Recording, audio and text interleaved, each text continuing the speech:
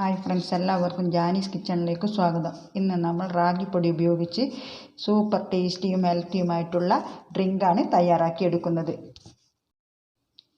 ഇതുണ്ടാക്കാനായിട്ട് ഒരു ബൗളിലേക്ക് 2 table spoon അളവിൽ റാഗിപ്പൊടി ഇട്ട് കൊടുത്തിട്ടുണ്ട്. ഇനി നമുക്ക് 1/4 കപ്പ് വെള്ളം ഒഴിച്ച് കൊടുത്തിട്ട് ഇതൊന്ന് മിക്സ് ചെയ്തെടുക്കണം. ഇനി നമുക്കിത് കട്ടകളൊന്നുമില്ലാതെ നല്ലതുപോലെ ഒന്ന് മിക്സ് ചെയ്തെടുക്കാം. ഇപ്പോൾ ഇതാ കട്ടകളൊന്നുമില്ലാതെ നന്നായിട്ട് മിക്സ് ചെയ്തെടുത്തിട്ടുണ്ട്. ഇനി മറ്റൊരു പാൻ അടുപ്പത്ത് വെച്ച് കൊടുത്തിട്ട് ഇനി ഇതിലേക്ക് 1/4 കപ്പ് വെള്ളം ഒഴിച്ചു കൊടുക്കുക. ഇനി ഈ ഒരു വെള്ളം നല്ലതുപോലെ ഒന്ന് ചൂടായിട്ട് വരട്ടെ. ഇപ്പോൾ ഇതാ വെള്ളം നന്നായിട്ട് ചൂടായിട്ട് വന്നിട്ടുണ്ട്. ഈ ഒരു സമയത്ത് നമുക്ക് മിക്സ് ചെയ്ത് വെച്ചിട്ടുള്ള റാഗിപ്പൊടി ചേർത്ത് കൊടുക്കുക. ചേർക്കുന്ന സമയത്ത് നല്ലതുപോലെ ഒന്ന് മിക്സ് ചെയ്തെടുത്തതിന് ശേഷം ഒഴിച്ചു കൊടുക്കുക. ഇനി നമുക്ക് മീഡിയം ഫ്ലെയിമിൽ വെച്ച് കൊടുത്തിട്ട് കൈവിടാതെ തന്നെ ഒന്ന് ഇളക്കി കൊടുക്കണം. ഒത്തിരി സമയമൊന്നും വേണ്ട, ഒരു 2 മിനിറ്റ് മതി.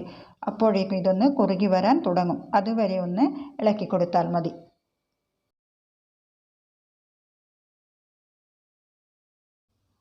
ഇപ്പോൾ ഇതാ 2 മിനിറ്റ് കഴിഞ്ഞപ്പോഴേക്കും നല്ലതുപോലെ തിളച്ച് നന്നായിട്ടൊന്ന് കുറുകി വന്നിട്ടുണ്ട്. ഇനി നമുക്ക് ഫ്ലെയിം ഓഫ് ചെയ്ത് ചൂടാറാനായിട്ട് മാറ്റി വെക്കാം. ഇനി ഒരു ബൗളിലോട്ട് 2 ടീസ്പൂൺ കസ്കസ് ഇട്ട് കൊടുക്കാം. ഇനി ഇതിലേക്ക് 1/2 കപ്പ് വെള്ളം ഒഴിച്ച് കൊടുത്തിട്ട് ഇത് നന്നായിട്ടൊന്ന് മിക്സ് ചെയ്തെടുത്തതിന് ശേഷം 5 മിനിറ്റ് സോക്ക് ചെയ്യാനായിട്ട് മാറ്റി വെക്കാം. ഇപ്പോൾ ഇത് നല്ലതുപോലെ ഒന്ന് ചൂടാറി ഒന്നുകൂടി തിക്കായിട്ട് വന്നിട്ടുണ്ട്. ഇനി മിക്സിയുടെ ജാറിലേക്ക് ചേർത്ത് കൊടുക്കാം. ഇനി ഇതിലേക്ക് 2 മീഡിയം സൈസ് ക്യാരറ്റ് കുക്കറിലിട്ട് നന്നായിട്ട് വേവിച്ചെടുത്തിട്ടുണ്ട്. ഇനി നമുക്ക് അതും കൂടി മിക്സിയുടെ ജാറിലേക്ക് ഇട്ട് കൊടുക്കാം. ഇനി മധുരത്തിന് ആവശ്യമായിട്ടുള്ള പഞ്ചസാര ചേർത്ത് കൊടുക്കാം. അതിൻ്റെ കൂടെ തന്നെ കുറച്ച് ബദാം വെള്ളത്തിലിട്ട് കുതിർത്തി തൊലിയൊക്കെ കളഞ്ഞെടുത്തിട്ടുണ്ട്, അതും കൂടി ചേർത്ത് കൊടുക്കുക. പിന്നെ നമുക്ക് പഞ്ചസാരയും ചേർത്ത് പൊടിച്ച 1 ടീസ്പൂൺ ഏലക്കാപ്പൊടി ചേർത്ത് കൊടുക്കാം.